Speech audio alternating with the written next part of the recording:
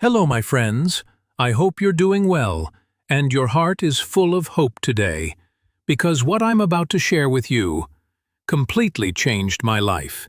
Not just my English, but my confidence, my focus, and even the way I look at life. You see, I was once someone who struggled. Every sentence felt like a mountain, every book seemed like a storm, but I kept going. Slowly, step by step, I started building habits, simple habits, powerful habits, and those habits changed everything. In this video, I'll share with you the 10 English habits that made me fluent, confident, and motivated, even on the days I wanted to give up. If you follow them, your life will change too, not in a day, not in a week, but slowly, deeply, and forever. So grab a notebook, and let's begin this journey together, because maybe this is the video you were meant to see. So let's move toward our topic. Habit 1. I started talking to myself in English. This was the first habit that truly transformed the way I learned English.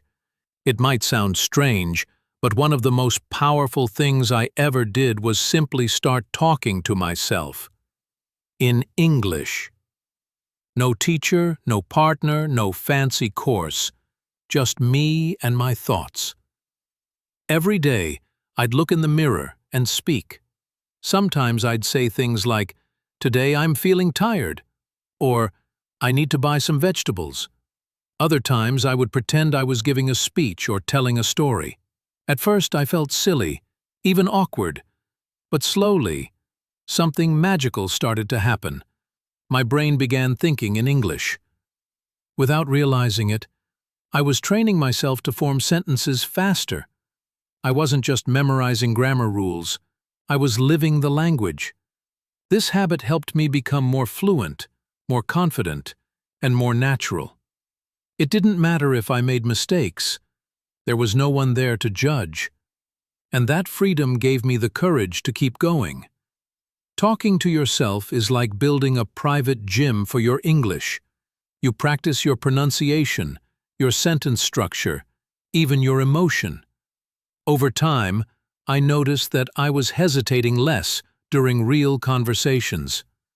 My fear of speaking vanished, because I had already practiced those words with myself 100 times. And here's the truth. If you only speak when others are around, you'll always stay afraid. But if you practice when you're alone, you become strong from within. That's what makes this habit so powerful. So if you're serious about improving your English, begin today. Stand in front of a mirror and talk to yourself in English. Talk about your day. Talk about your dreams. Talk like no one's listening. Because that's where confidence is born. In silence, in solitude, in self-practice. Habit 2. I started watching English videos with subtitles. One of the most exciting changes in my journey was when I made a simple decision. I started watching English videos every single day with English subtitles. Not movies, not complicated grammar lectures, just real everyday content like motivational videos, interviews, podcasts, and short films. But there was one rule: subtitles, on only in English. At first, I couldn't understand everything. My eyes kept moving from the speaker's face to the subtitles again and again. It was slow, sometimes frustrating, but I didn't give up, because deep down I knew something powerful was happening. My brain was starting to connect spoken English with written English. I started picking up new phrases like, "You know what I mean?" "Kind of," and "I guess." These are the little things that make your English sound natural.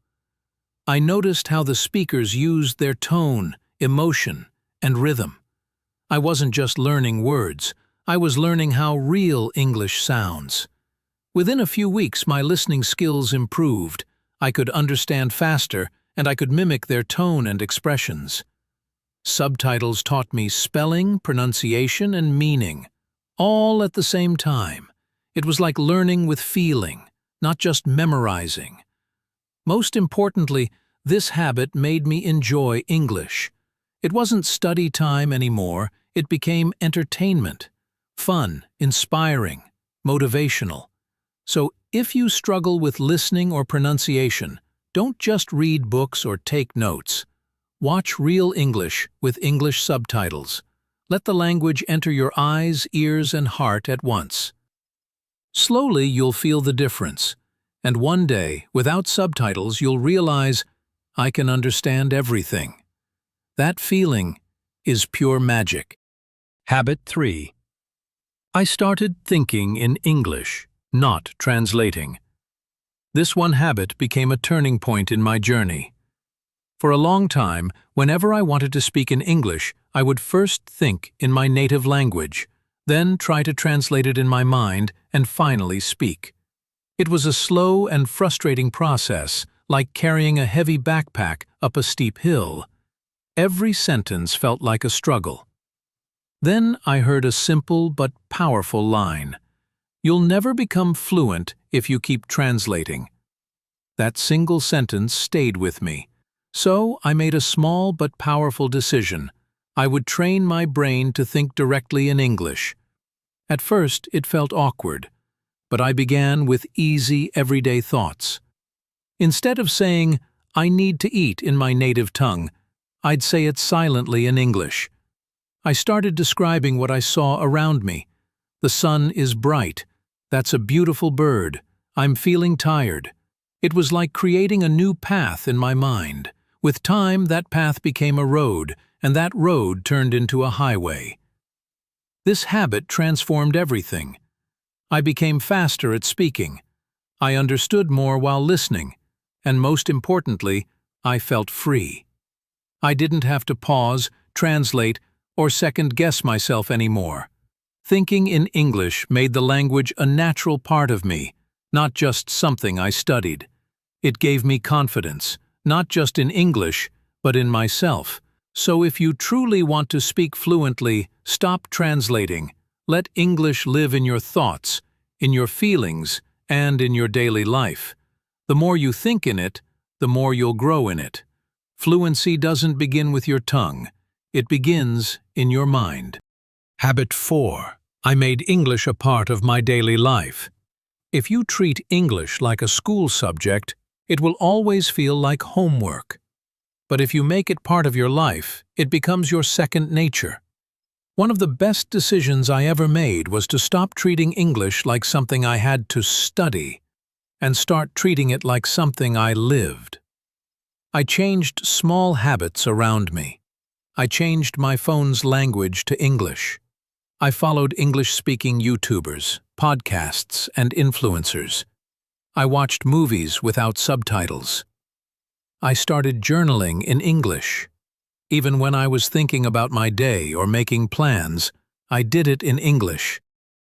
Slowly, the language stopped feeling like a stranger. It became a friend, not perfect, but familiar. There's something powerful about this approach. When you surround yourself with English, you stop fearing it. It's no longer a test or a task. It's just part of your day, like brushing your teeth or drinking water.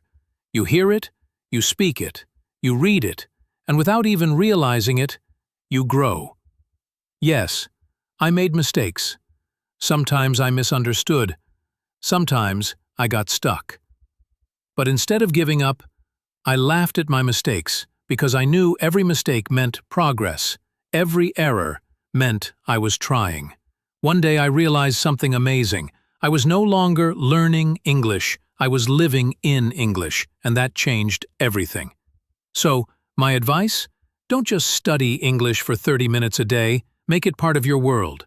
Put English in your phone, your thoughts, your music, your entertainment, your dreams.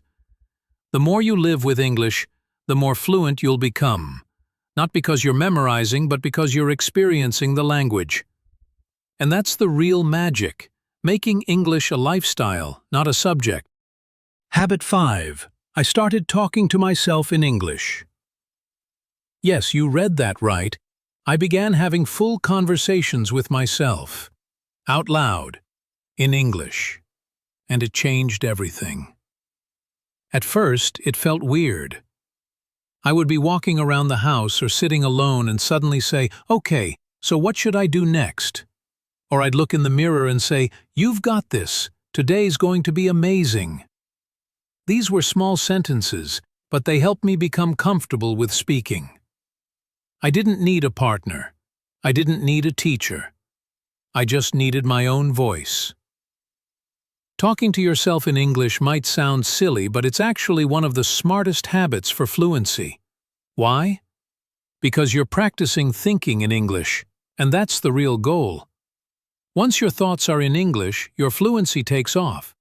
I used to describe things around me. "The sky is beautiful today," or "I'm making tea and it smells amazing." I would argue with myself, plan my day, or even pretend I was giving a speech in English. Slowly, my brain stopped translating from my native language and started forming thoughts directly in English. This habit gave me confidence. When I had to speak to others in real situations, at work, online, or with friends, I was no longer shy or stuck. I had already said those kinds of sentences to myself dozens of times. My mouth and mind were ready, and the best part? I didn't need anyone's permission. I didn't need a class or a course. I just needed a few minutes and the courage to sound silly for a while. That silliness turned into strength. If you want to speak fluent English, start by talking to the person who's always with you, yourself. Your voice is your best teacher. Habit 6. I started watching English videos like stories, not lessons. One day I stopped searching for "How to speak English fast" or 100 English grammar rules.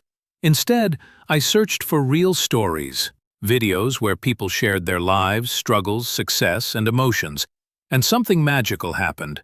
I stopped learning English and started feeling it. When I watched stories in English, I wasn't just memorizing phrases or grammar, I was connecting with emotions. When someone shared how they failed, cried, and then rose again, I felt that pain, that power.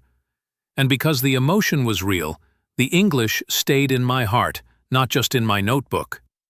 I started following channels like English Avenue and others who used English not as a lesson, but as a feeling. Their words were soft, deep, and slow, perfect for understanding. They didn't shout, "Learn this tense." Instead, they whispered life advice that happened to be in English. And that's when my listening and vocabulary improved, without me even realizing it. I also began watching short films, emotional interviews, and motivational talks. I kept the subtitles on at first, then slowly turned them off. My ears adapted. My mind began to guess meanings from tone and situation, just like native speakers do. You see, language is not a subject, it's a story. And when I treated English like a story to feel, not a test to pass, my entire approach changed. Learning became peaceful. It became personal. If you're tired of boring grammar books and confusing exercises, take a break. Watch someone tell their story. Watch English with your heart, not just your head. Because sometimes, the best way to learn is not to study harder, but to feel deeper. Habit 7. I started speaking without fear of mistakes. One of the biggest reasons people don't improve in English is simple. They're afraid. Afraid of making mistakes. Afraid someone will laugh. Afraid they'll sound stupid. I used to be like that too. Every time I wanted to speak, I stopped myself. My heart beat faster, my thoughts got stuck, and I just smiled silently.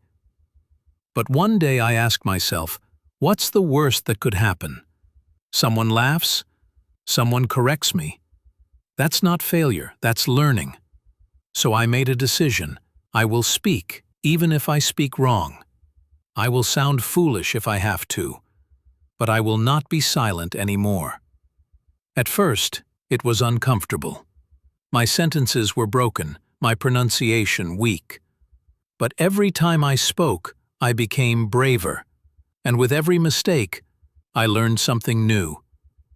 I stopped saying, "My English is weak." Instead, I said, "My English is growing." I found language exchange partners online. I talked to myself in the mirror. I made short voice notes describing my day in English.